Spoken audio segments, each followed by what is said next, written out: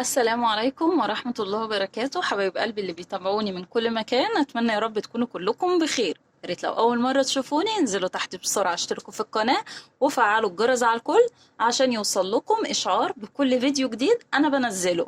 ويا ريت لو شفتوا محتوى القناة هادف ويستاهل يا ريت تضغطوا لنا لايك.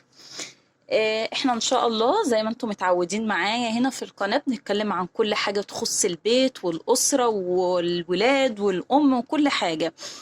النهاردة هنعمل ناس طلبت مني ان انا اعمل ميزانية شهرية تتناسب او تتماشى مع مصاريف المدارس. آه، انا عملت ميزانيات قبل كده هنا عندي في القناة، بالمناسبة ميزانيات اسبوعية وميزانيات شهرية ب2000 واقل من كده.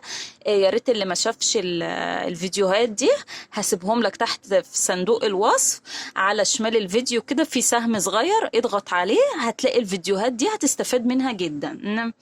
تمام. طيب احنا النهاردة بإذن الله هنعمل ميزانية شهرية 3000 جنيه. طيب اللي بتسمعني والدخل بتاعها 2000 جنيه، اسمعي هتستفادي، خدي المعلومات وطبقيها هتتماشى معاكي ومع غيرك، هتتماشى ومع على قد اللي معانا.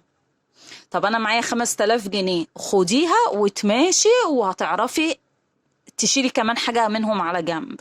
معاكي اكتر معاكي اقل، اقعدي كده واسمعي وخدي افكار، صدقيني صدقيني هتفرق معاكي كتير.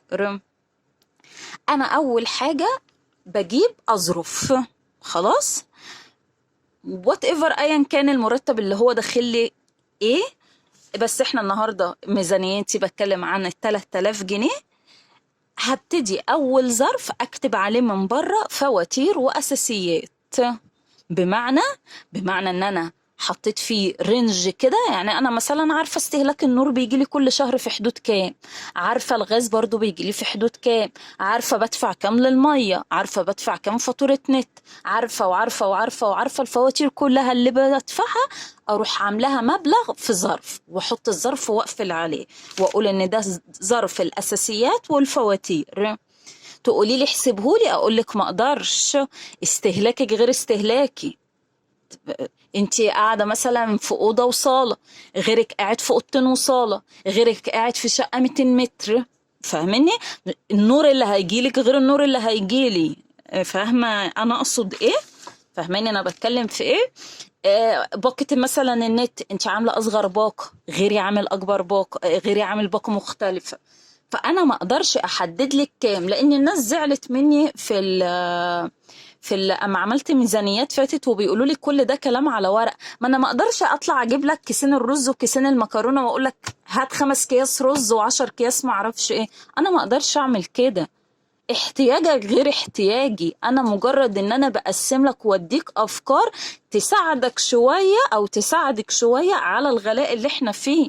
ومهما اعمل لك ميزانيات ومهما احاول اظبط لك، ولكن برضو الحال غصب عننا، الحال لوحده غصب عننا. يعني على الكل مش علينا احنا، على الكل. تمام. طيب تاني حاجة لازم أكون أعرف لو أنت مثلا بتجيبي أكلك بالأسبوع أو خزن بيتك بالأسبوع أو بالشهر أو بال15 يوم. طبعا أنت خلاص بقى عندك خطة من الأول، عارفة أنت بتستهلكي كام كيس رز. فاهميني وجهة نظري في إيه يا جماعة؟ أنت عندك 3 أولاد، غيرك عنده 3 4 ولاد، غيرك عنده عيل واحد، غيرك عنده عيلين. هل احتياجك زي احتياجي؟ هل هتجيبي كيس الرز هتعمليه كله او تعملي نصه؟ مش هقدر احدد لك كده. فاهمين انا بتكلم في ايه؟ انا بس قبل يعني ما تهاجموني كده في الكومنتات تحت وتقولي لي ده كله كلام على ورق، ما انا مش هقدر اقولك هاتي كذا وكذا وكذا، هاتي 4 كيلو لحمة في هاتي ما اقدرش ما اقدرش اقولك كده. انت ادرى باحتياجك، انت عارفه بتصرفي قد ايه، انت عارفه ان مثلا بتعملي قد ايه من ده ومن ده ومن ده في الاكله بيكلفك قد ايه. انا مجرد بديكي افكار وترتيب وانت ابني عليه. يكش يكون معاكي حتى 1000 جنيه في الشهر، امشي على نفس النظام. يكش يكون معاكي 10000 جنيه في الشهر، امشي على نفس النظام. فاهماني؟ ما انا مثلا مش همسك لكم ال1000 جنيه وهقولك انا هحولها لك 10,000 جنيه، ابقى انا كده بغشك وبضحك عليكي وببيع لك هجايس في الهوا، يعني كلام كله كذب في كذب. فاهماني انا اقصد ايه؟ انا بسستم لك كده نظام حياه وانتي تماشي معاه على قد امكانياتك بقى. معاكي كتير معاكي قليل، امشي على قد اللي معاكي. ما تبصيش لده ولا تبصي لده والله والله كله حاله صعب. والله يعني ربنا يرحمنا يا رب. كله حاله صعب. وخصوصا المصاريف بتبقى العبء علينا أيام المدارس.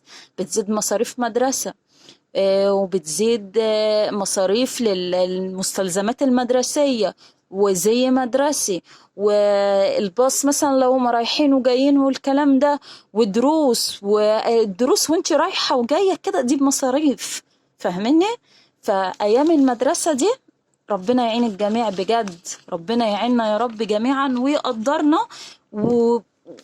ويوفقهم يا رب ويفرح قلبنا بيهم.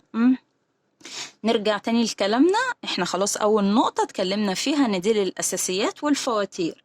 قلنا تاني حاجة، انت عارفة من الاسابيع اللي فاتت او من الشهر اللي فات انت بتصرفي ايه على اكلك وشربك، بتجيبي قد ايه. طب انا الاسبوع ده احتجت مثلا كم، احتجت كيلو بس لحمة وقسمته على مرتين، احتجت مثلا فرختين عملت منهم بانيه وطلعت منهم ستريبس وعملت معرفش ايه. انت عندك خطط مسبقة من الشهور اللي فاتت، تمام؟ طيب هتبدأي بقى ايه؟ تطلعي مصروف الأكل ايا كان بقى، بتجيبي بالاسبوع بتجيبي بالشهر. هتبدأي تطلعي في ظرف مصاريف الأكل والشرب لوحدها. مصاريف الأكل والشرب لوحدها، شاملة بقى خضار، شاملة فاكهة. يعني الفاكهة دايما مش على طول ولكن لازم تكون برضو موجودة عشان الولاد وتفكيرهم وكده. اللحوم، الحاجات دي كلها مصاريف السوبر ماركت، كل ده اعملي له ايه؟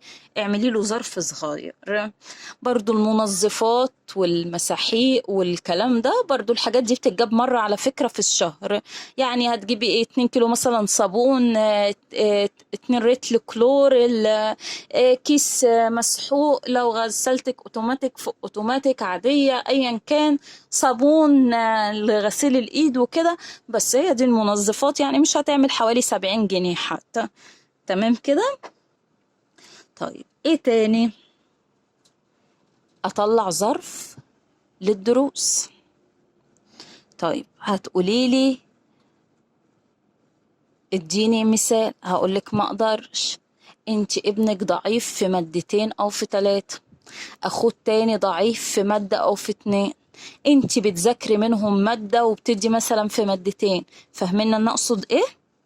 شوفي بقى كل اللي انت بتصرفيه على الدرس وحطيه في ظرف. ده بقى ما ينفعش تأثري فيه، لان ده يعني ينفع معلش شوية، ينفع نيجي على نفسي في اكل البيت، في الاكل والشرب بتاع البيت. ينفع. هتقولي لي، هقولك ينفع، لان في البيت ده انت ستر وغطى على نفسك. فاهمين قصدي ايه؟ لكن الحاجات الضرورية دي اللي لازم بتدفع بمواعيد ولازم تدفع لا، دي ما ينفعش ان انا اجي جنبها ولا اقرب منها. فاهمين انا اقصد ايه؟ يعني مثلا ايام المدارس ولا كده، بما ان المصاريف بتبقى زايدة شوية، يعني مثلا لو بتاكلي مرتين 3 لحوم في الأسبوع ممكن يبقوا مرتين، لو بتاكلي 4 5 مرات يبقى ممكن يبقوا 3. فاهماني؟ لأن في كده هو جزء تاني داخل علينا، يعني جزء مصاريف المدرسة والحاجات دي جزء كده افتراضي اتحط علينا. تمام؟ فربنا يعيننا يا رب ويقدرنا جميعا. طيب أنا دايما بقول في بند طوارئ. دايما بقول في بند طوارئ. طب انا افرض قسمت مصروف البيت وخلاص بقى، ولا في طوارئ ولا في اي حاجة ان انا اعملها، سلمي امرك لله. بجد والله. طب هنعمل ايه؟ ده انا المصروف بهدلته على كذا حتة. فاهمين قصدي؟ يعني انا حطيت هنا جزء والفواتير حطيت لها جزء، ومصروف البيت والاكل والشرب والسوبر ماركت والجبنات عملت لها جزء، والمنظفات جزء، والدروس جزء. طب انا دايما بقول لازم ظرف الطوارئ. طيب ظرف الطوارئ ده ما قدرتيش تعمليه، خلاص استغني عنه ايام المدرسة. ولكن هقولك ان انت ممكن تعوضيه ازاي. ممكن تعوضيه، آه تبدأي توفري بقى، توفري في استهلاكك، سواء مية سواء نور سواء الحاجات الأساسية دي، تخلي مثلا ايه تمن الفواتير يجي أقل شوية. تمام. آه استفيدي او استغلي العروض اللي بتحصل مثلا في المحلات او في الهايبرات الكبيرة، ساعات بتنزل عروض كده بتبقى حلوة، بتلاقي نفسك وفرتي فيها برضو ايه مبالغ كويسة، مبلغ على مبلغ على مبلغ، تلاقي برضو ايه وفرتي حاجة كويسة لحد ما يعني. طيب اللي توفر ده هتاخديه تحطيه فين؟ حطيه في ظرف الطوارئ. ظرف الطوارئ كان فاضي اهو، ما فيهوش اي حاجة. تمام. يبقى انا بند او ظرف الطوارئ ده انا عملته باجتهاد شخصي مني. انا مثلا بدل ما هروح الدرس في الحتة الفلانية، هركب مثلا توك توك ولا اي حاجة توصلني لحد الدرس بابني او ببنتي، هدفع مثلا 10 جنيه او هدفع 5 جنيه. لا، طب ما انا احاول ان انا اتمشاها، منها صحة واستفادة ليا، ومنها ان انا وفرت ال10 جنيه. محدش يا جماعة يقول لي انت بتتكلمي في ايه. لا، ما هو 10 على 10 على 10 من هنا، على 5 من هنا، على 20 من هنا، هتلاقي نفسك عملتي مبلغ. لكن لو استسهلتي كل ده، مش مهم، ده مش مهم وده مش مهم وده مش مهم، هتلاقي نفسك بتشيلي نفسك عبء تاني غير العبء اللي عليكي.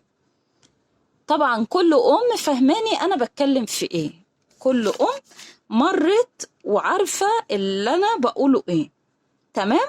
طبعا في بند اللي هو بتاع الأدوية والعلاجات أو كده، في حاجات برضو أساسية لازم تجيبيها، تبقى دايما عندك في التلاجة لا غنى عنها.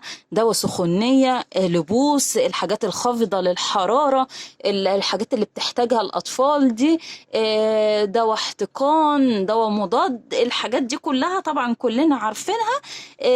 الكريم بتاع التهاب اللثة للأطفال والكلام ده كله لازم يكون عندك